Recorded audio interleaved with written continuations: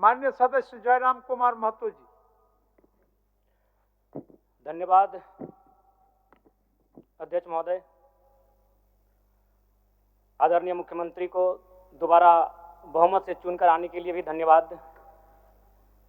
माननीय वित्त मंत्री के द्वारा अनुपूरक बजट, द्वितीय अनुपूरक बजट जो 4,833 करोड़ 39 लाख लाया गया है, जबकि यही सरकार ठीक कुछ दिन पूर्व प्रथम अनुपूरक बजट, माफ कीजिएगा, प्रथम अनुपूरक बजट 4,833 करोड़ 39 लाख का लाया गया था, और आज पुनः द्वितीय अनुपूरक बजट जो कि 11,697 करोड़ 45 लाख की राशि लेकर आए हैं। तो महोदय, जब पूर्व में हमारे पास जो निर्धारित राशि होती है और उन राशि को अगर हम खर्च नहीं कर पाते हैं तो फिर ऐसे बजट का एक दिशा का होना और राज्य की दिशा का अलग होना, कहीं ना कहीं इस चरितार्थ को हम लोग उदाहरण के रूप में प्रस्तुत करते हैं। महोदय, बजट की सार्थकता तभी आम व्यक्ति को समझ में आएगी जब एक गांव का सबसे गरीब व्यक्ति, गंगवा की पत्नी गंगिया, अपनी गठरी में बाजार के बजट को रख पाएगी। आज तमाम माननीयों ने, हमने भी सोचा था कि पक्ष की तरफ से विषय को रखा जाएगा, विपक्ष वाले तर्क को प्रस्तुत करेंगे, और इसी बीच मैं एक नया नवेला युवा सीखने का कार्य करूंगा। लेकिन मैक्सिमम समय इन्होंने दिशाहीन मुद्दों पे रखा। तो मैं, चूंकि मैया सम्मान योजना मूल बिंदु रही, केंद्र बिंदु रही, किसी ने उसे सम्मान कहा, नारियों का सम्मान कहा, महिलाओं का सम्मान कहा, हम लोग भी महिलाओं के सम्मान के पक्षधर हैं। हमारे एक भाई कह रहे थे कि 2,500 रुपए की राशि जब एक स्कूल कॉलेज में पढ़ने वाली बहन को दिया जाएगा तो उससे वो स्कूल कॉलेज कागज, कॉपी, कलम की सामग्री लेगी। मैं कहना चाहूंगा, अगर आप उसे स्कूल कॉलेज जाने से पहले अगर 2,500 रुपए देंगे तो उसे आप निकम्मा और आलसी बनाएंगे। यदि आपको उस राशि को देना है तो उसके स्कूल कॉलेज जाने के बाद दीजिए, स्कॉलरशिप के रूप में दीजिए। मैं आज पुनः कहूंगा, क्योंकि आप सत्ता पक्ष में हैं, आप संभवतः अपने इस विषय को बचाएंगे, आप अपना पक्ष रखेंगे कि आपने मैया सम्मान योजना एक महान कार्य किया है।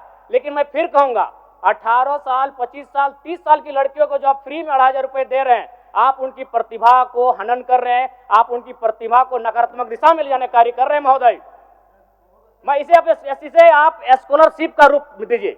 आपको 2,500 रुपए देना है, स्कूल से पहले देंगे ना। मैं कह रहा हूं, मैं भी, मेरी भी सैकड़ों बहनें हैं गांव में, अगर आप स्कूल जाने से पहले 2,500 रुपए उनके हाथ में देंगे, उस पैसे को वह गलत कार्यों में, गलत नहीं कहेंगे, कुछ ऐसे कार्यों में खर्च करेंगी जो लुभावनी हो। स्कूल जाने के बाद, अटेंडेंस के बाद अगर आप देंगे स्कॉलरशिप के रूप में, तो वो बहन स्कूल तक जाएगी। दूसरा सवाल और एक महत्वपूर्ण विषय महोदय। एक मिनट।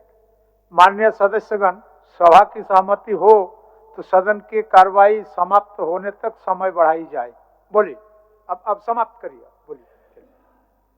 महोदय, यदि वास्तव में मैया सम्मान की राशि 2,500 रुपए सम्मान है तो मैं चाहूंगा हम लोग एक सार्थक दिशा में बढ़िया। महोदय, आज जितने भी माननीय हैं उनको बस की सुविधा दी जाए, जितने भी माननीय हैं अपने घर से ट्रेन की सुविधा से सदन आए, जितने भी माननीय हैं वो अपना टीए भत्ता का त्याग करे, जितने भी माननीय हैं यह जांच हो कि उनके बच्चे सरकारी स्कूलों में पढ़ते हैं या गैर सरकारी स्कूलों में पढ़ते हैं, निजी स्कूलों में पढ़ते हैं, इस विषय का भी जांच हो। अगर उसमें अगर कसौटी में उतरते हैं, हम कहेंगे ये मैया सम्मान योजना है, और नहीं तो इसे केवल और केवल जिस सपने के साथ ये राज्य अलग हुआ था वो सपना कहीं ना कहीं अधूरा होगा। महोदय, 2,500 रुपया सम्मान की कसौटी नहीं होगा। सम्मान तभी होता है जब समानता से आता है, समानता है तभी सम्मान है। अगर समानता नहीं है महोदय तो किस सम्मान की आप बात करते हैं? महोदय, मैं पुनः इस चीज कहना चाहूंगा। महोदय, 30 सेकंड 45 सेकंड का समय चाहूंगा। आदरणीय परम श्रद्धेय, सीजीएल का मामला अभी भी गर्म है। यदि सरकार को लग रहा है वो सच्चे हैं तो सांच को आंच क्या करा लीजिए जांच, सांच को आंच क्या करा लीजिए जांच। और अब कब तक बहाना दीजिएगा कि ये विपक्ष की साजिश है? विपक्ष के सारे पे छात्र सड़कों पे नहीं है, सपने टूट रहे हैं, सपने नेशनल नाबूद हो रहे हैं, इसीलिए छात्र सड़कों पर है। और याद रखिएगा, उनके सपनों के बीच कोई आएगा, पहाड़ आए, दरिया आए या चट्टान आए, छात्र टकराएंगे। महोदय, मैं फिर कहूंगा, यदि आप सच हैं तो सच को आंच क्या कराइए जांच, सीजीएल की जांच हो। मैं पुनः कहूंगा, खतियान आधारित स्थानीय नीति, विस्थापन नीति पुनः समीक्षा करते हुए लागू कैसे हो उस दिशा में राज्य को बढ़ना चाहिए। और महत्वपूर्ण विषय महोदय, मैं ये कहना चाहूंगा। हो गया माननीय जयराम कुमार जी, हो गया। धन्यवाद महोदय।